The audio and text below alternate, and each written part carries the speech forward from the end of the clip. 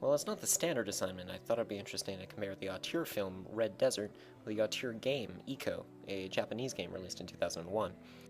They both share several stylistic and thematic elements, particularly the bleak landscape of drab, lifeless buildings, but also the sense of loneliness we get from the main characters and the commentary on how we communicate with others. I think the right place to start here, though, is to talk about the inspiration for each of these pieces. They're both heavily grounded in metaphysical and surrealist art, but I'd like specifically to talk about Giorgio de Chirico, a frontrunner of metaphysical art and one of the most influential people on each of these pieces.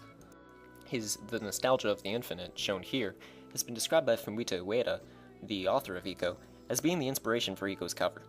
Indeed, even the name Ico is likely based on de Chirico's name. I couldn't actually find any proof of this, but I also couldn't find any other explanation of the name, so take that as you will.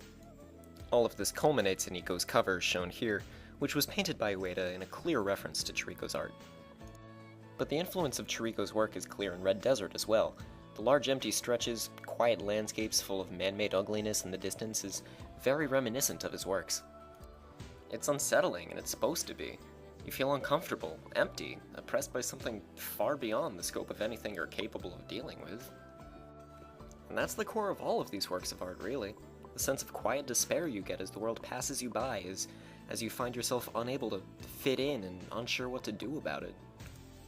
Ico's story is about a boy who was born with horns and was rejected by his people, locked away in an ancient castle to die as an outsider.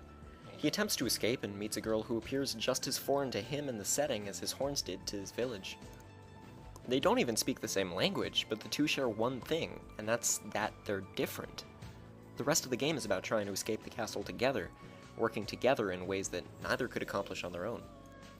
There's a real sense of connection here for the player, too, as Ueda intentionally worked this relationship into the gameplay. The boy isn't threatened by the shadowy creatures that live in the castle, but to the girl they pose a real danger. As such, there's a tension whenever the two have to split up. The player feels this distance in the real world as an uncomfortable tingle down their spine, warning them that she could be in danger and that they should go back as soon as they can. This relationship permeates the game, and says something about loneliness and how connecting with someone who you can relate to can make all the difference in the world. Meanwhile, Red Desert is a story about a woman who's been suffering with various neuroses and struggling to make sense of a world she no longer feels welcome in. She wants to make something of herself at times, start a shop, be with her family, but it's unclear if this is her actual goal or if she just wants to fit in. She doesn't have anyone who understands, and everyone she tries to connect with just ends up misunderstanding entirely. Of everyone in the movie, the person who she seems to connect with the most is the foreign sailor at the end of the film. She meets him when she decides to flee her life altogether, to board a ship and just leave. He speaks a different language to her, and in that moment she realizes that we are all separate. In the end, she chooses to stay in her current life, but she doesn't really seem happy about it. There's this scene earlier in the movie where her son loses control of his legs, and I got the impression that even though she was scared for him, she also feels like she's finally found someone else who doesn't fit in, someone who can understand her equivalent of the girl to her boy in Ico.